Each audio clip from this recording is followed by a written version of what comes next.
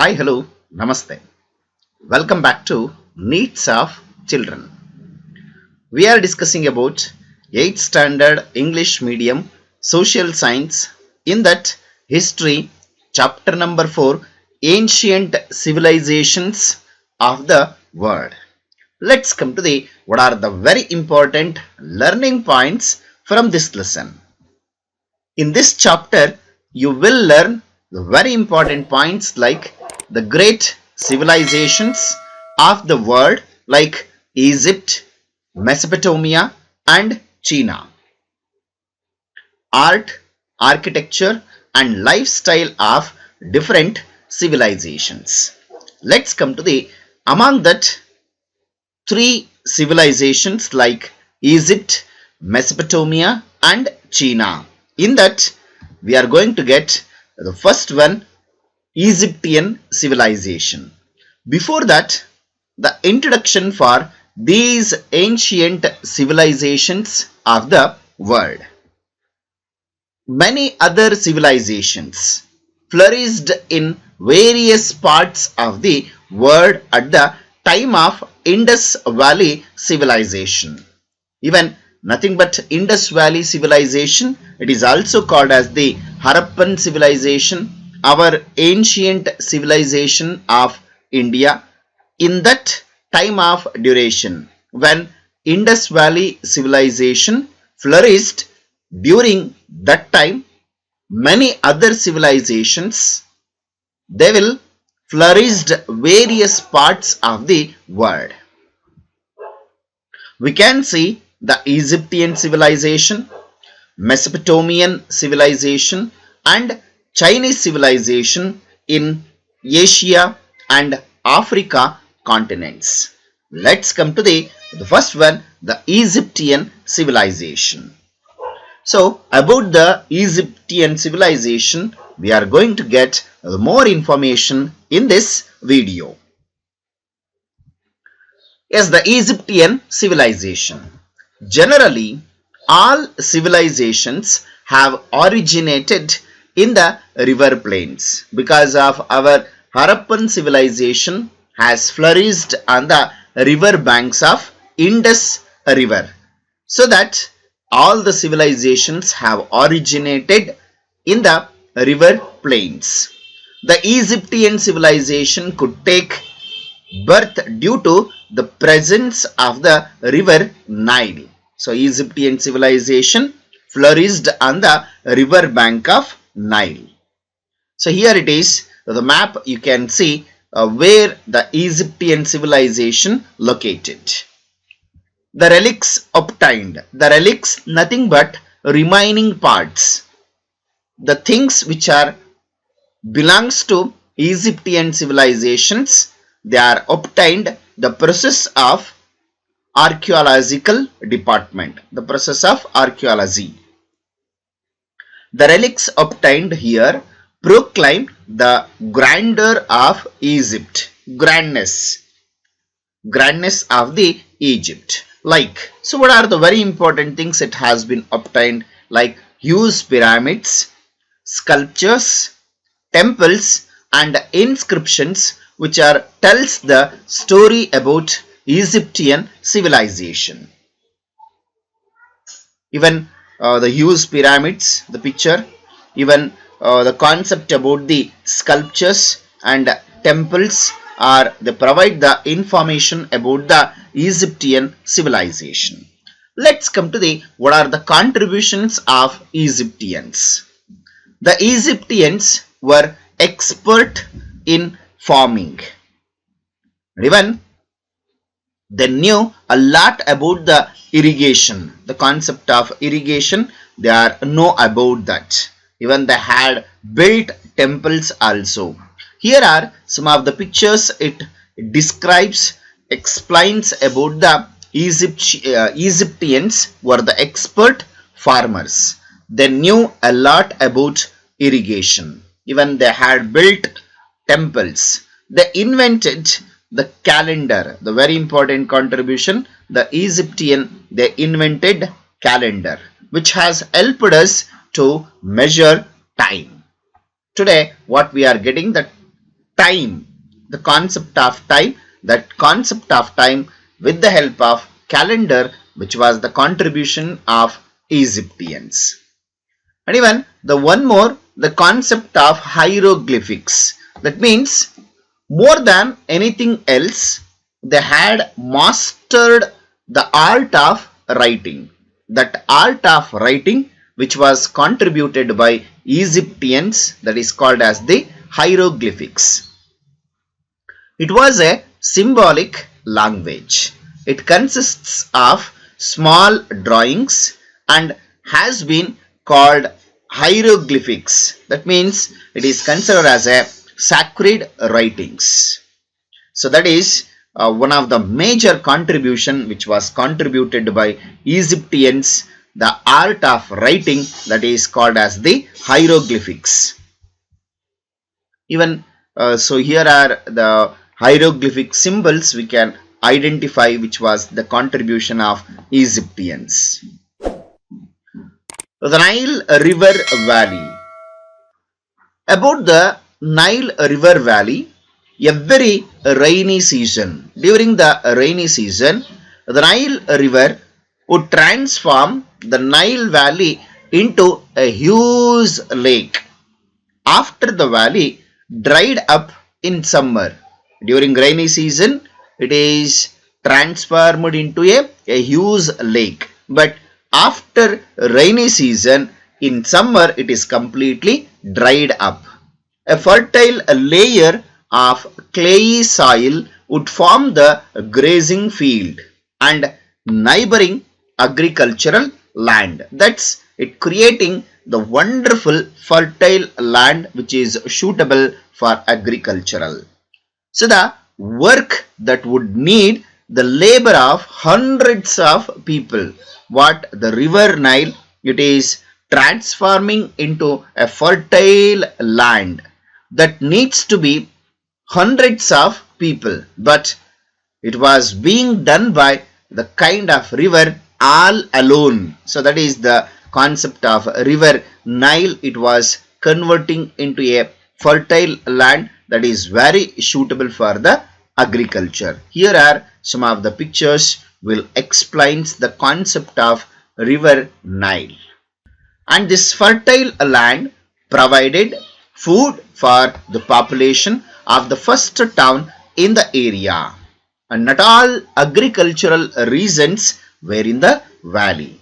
Hence, through small canals and wells, they were responsible for the development of a complex system of irrigation throughout the land. So that is, here are the pictures highlights about how the concept of agricultural and canals, they are providing the irrigation facilities, especially with the help of river Nile. A prosperous, wealthy Egyptian peasants and citizens, during their leisure, they engaged themselves in the creation of artistic works. You can see that the laborers, the prosperous, wealthy Egyptian peasants themselves, they are engaged in artistic works. The role of priest was created to interrupt nature and explain it. That is the very important role performing by the priests.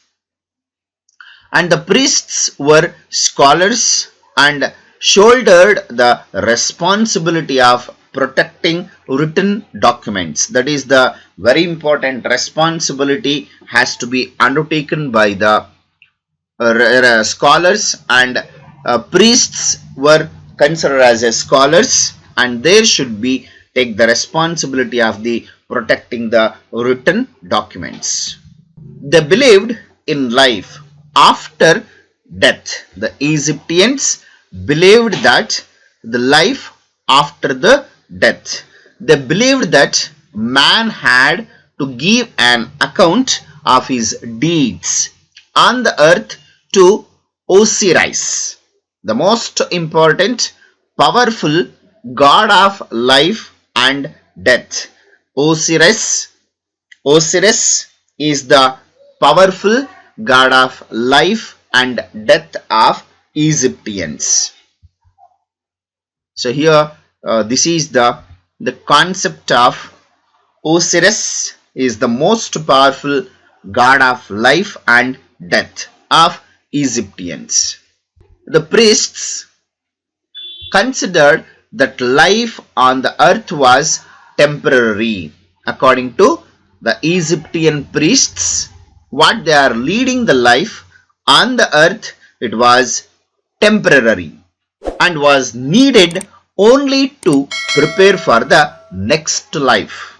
So what he is leading the life, that is temporary, and it was needed for the preparation for the next life. So thus the whole of the Nile valley was reserved for the dead. The dead body would be smeared, covered with various chemicals and wrapped with a thin cloth. So you can see the picture, it is showing how they are preserving the dead body. The entire body was in this way preserved. So the body protected thus was called as a mummy. That is how they are giving the importance for the dead. After the death, they have the life after the death, and it would be kept in a special designed coffin. So you can see the coffin boxes. So here it is the concept of such kind of dead bodies will kept in a special designed coffin. The grave was considered the true place for an Egyptian. The grave where the people buried dead place, that it is considered as a true place for the Egyptians. Hence all around the dead body, the items needed for the daily use and small dolls of a cook and barber would kept to fulfill all future needs. After the death, the person, one who is fond of the things, fond of the items, those are all the things will be kept along with the future needs. That is one of the belief of the Egyptians. So this is we can see the different kinds of coffins. Here are the different kinds of coffins and how they are going to be preserve the dead bodies by the Egyptians. In the beginning, graves were created by carving into the rocks in the hills. In the beginning days, the graves were created by a carving into the rocks in the hills, in the highlands, in the hills. They are carving into the graves and they are going to be created. But as the Egyptians moved north, they had to construct graves in the desert itself. The tall towers were built on these graves using huge blocks of stone in order to protect the eternal sleep of the dead. So such kind of the kings and wealthy people vied with each other to build taller and taller towers. So the Greek called these the taller structures as a pyramids. Usually the king of Egypt were called as pharaohs.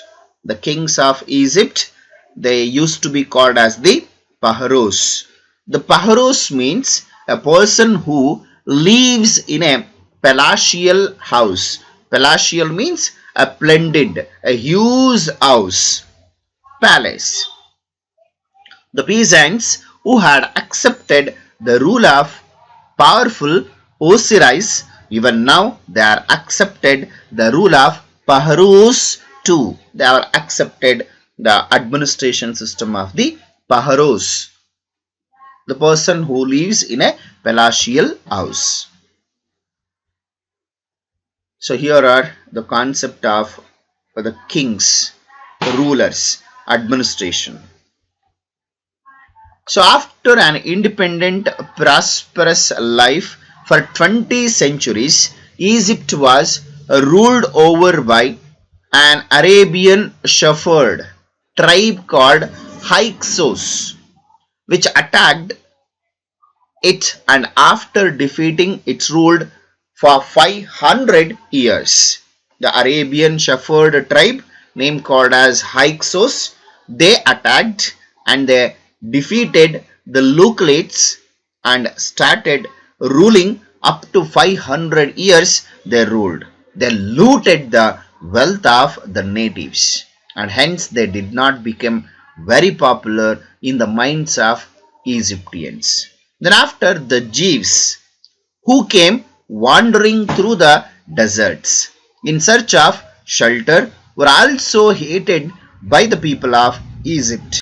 By cooperating with the foreign rule, the Jews even assisted them in collecting the taxes and in administration. In 1700 BCE, the people of Thebes rose in revolt against the foreigners. So the people of Thebes, they revolted against the Jews, nothing but foreigners. After a prolonged conflict, they succeeded in driving Hyksos out of their country. Egypt became free once again after the 1000 years. It came under the rule of Sardanapals of Assyria. So here we have to remember the person name called as Alexander the Great. So here are the pictures.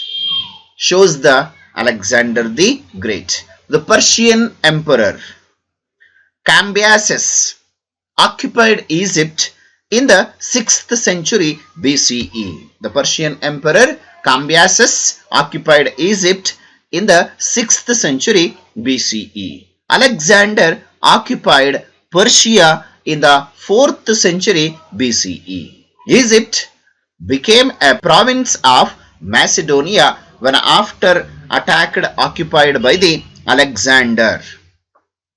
One of the Alexander's military generals declared himself the king of Egypt and established the dynasty of the Ptolemies. So Ptolemies, he was the Alexander's military general and declared himself as the king of Egypt and established the dynasty of Ptolemies. He founded the city of Alexandria in Egypt. At last came the Romans in 39 BCE. So here the Cleopatra, the last Egyptian queen, Cleopatra tried her best to save her country. It was said that the Romans feared her beauty more than her troops. Such a wonderful beauty she was.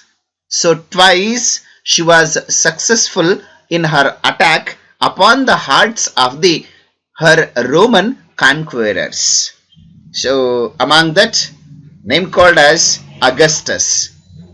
Before attack of the Augustus, in 30 BCE, Julius Caesar, he made an attack and he was fond of her beauty and he was unable to capture the Egypt. But after Julius Caesar's successor, his son-in-law named called as Augustus, he did not die to the beauty of Cleopatra like her father-in-law, but defeated her army through he spared her life when he planned to carry her away along with the other spoils the battle. So Augustus decided Cleopatra carry along with him. So Cleopatra consumed poison and ended her life. So from then onwards, Egypt became the province of the Rome. So by the death of the beauty queen Cleopatra. Thus it is come to an end of the Egyptian civilization.